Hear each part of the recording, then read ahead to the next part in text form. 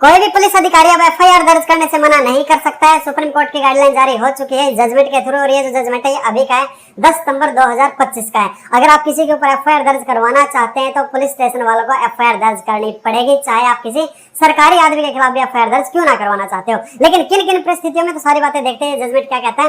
ये वैसे तो बहुत बड़ा जजमेंट है, लेकिन हम इसके अंदर सिर्फ मुख्य बातें करने वाले हैं। प्रोसीजर क्या होता है, मैं आपको एक प्रोसीजर बता देता हूँ। अगर आप चाहते हो कि भाई आप किसी के खिलाफ में एफआईआर दर्ज करवाओ, तो पहला चीज आपका मामला जो कॉग्निजेबल होना चाहिए, संज्ञेय मामला होना चाहिए।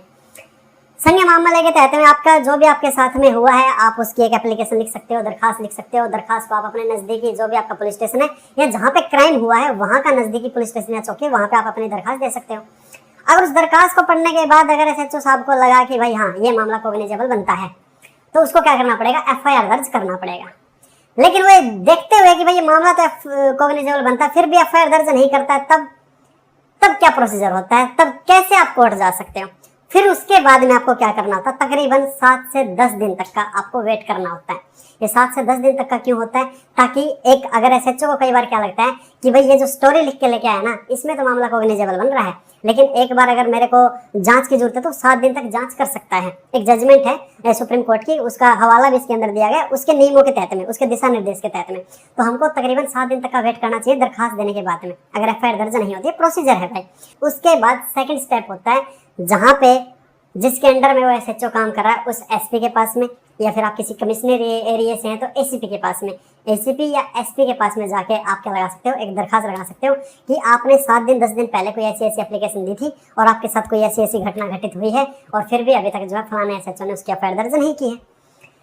आप पुलिस स्टेशन में या चौकी में जो भी दरखास्त दोगे उसकी रिसिप्ट जरूर लेना, डायरी नंबर, ये आपका अधिकार है, कोई पुलिस वाला आपको मना नहीं कर सकता रिसिप्ट ना देने से। रिसिप्ट लेने का आपके पास में अधिकार होता है। वही सेम रिसिप्ट जब आप एसपी ऑफिस में अपनी दरखास्त लगाओगे वहां पे भी आपको मिलती है, वहां पे भी आप हकदार होते हो। अब ये रिसिप्ट लेना बहुत ज्यादा जरूरी होती है।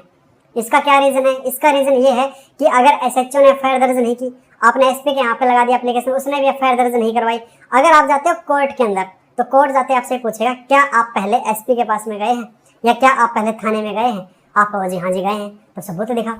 अब सबूत क्या होगा, वो रिसिप्ट होगी। अगर आपके पास रिसिप्ट है इसका मतलब आपने दरखास्त दी है, अभी तक एफआईआर दर्ज नहीं है। वो रिसिप्ट नहीं है तो कोर्ट फिर जो है, जो पहले हम 156(3) करते थे, अब 175 का 3 हो चुका है, उसमें एप्लीकेशन एक्सेप्ट नहीं करते हैं। भाई पहले वो वाला प्रोसीजर पूरा करके आओ। और वो अगर रिसिप्ट दिख गई मजिस्ट्रेट को तो उसको दिख जाएगा कि यार ये रिसिप्ट कटे हुए 10 दिन हो गए और वो रिसिप्ट कटे हुए 20 दिन हो गए, अभी तक एफआईआर दर्ज नहीं हुई है। फिर वो आदेश दे सकता है 175(3) के। तो ये प्रोसीजर आपको फॉलो करना होता है। अब आगे देखो, मैं इसमें डायरेक्ट आपको मुद्दे पे लेके चलता हूँ, बहुत बड़ा जजमेंट है। देखो चूंकि, लेकिन हम चलते हैं डायरेक्ट मुद्दे के ऊपर कि भाई एफआईआर दर्ज कब होगी ही होगी। देखो चूंकि प्रथम दृष्टया संज्ञेय अपराध का पता चलने पर प्राथमिक दर्ज करना पुलिस का कर्तव्य है। अगर पुलिस को दरखास्त से पता चल जाता है कि मामला कॉग्निजेबल है, तो पुलिस की क्या ड्यूटी बनती है, उसको दर्ज करना चाहिए, एफआईआर बना देनी चाहिए। इसलिए पुलिस को उक्त सूचना की सत्यता और विश्वसनीयता की जांच करने की आवश्यकता नहीं है। अगर दरखास्त से पुलिस को विश्वास है कि यह मामला कॉग्निजेबल है तो उनको एफआईआर दर्ज करने में देरी नहीं करनी चाहिए। और लेकिन पुलिस को लगे कि भाई ये तो मन गढ़ंत स्टोरी लिख के लेके आया, तब ऐसे में 7 दिन तक की जांच कर सकता है अकॉर्डिंग टू पुराने केस में। लेकिन नए कानून के अकॉर्डिंग 14 दिन तक की जांच कर सकता है, 3 साल से लेके 7 साल तक के मुकदमों में।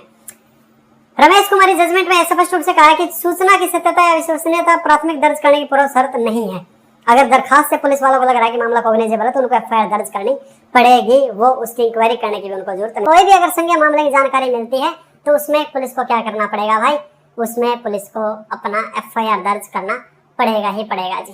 ठीक है, तो ये था इसके अंदर कि पुलिस पीछे नहीं हटेगी अगर उनको लग रहा है कि कॉग्निजेबल मैटर बनता है तब। लेकिन पुलिस अगर नहीं करती है तो प्रोसीजर कैसे फॉलो करना होता है वो मैं आपको बता चुका हूँ। उम्मीद करूँगा ये जानकारी आपको अच्छी लगी होगी। अच्छी लगे लाइक कर लें, शेयर कर लें, इसको सब्सक्राइब जरूर कर लें। जजमेंट दिखा देता हूँ आपको, ये जजमेंट है ये, ठीक है, इसके अंदर ये गाइडलाइन दी है।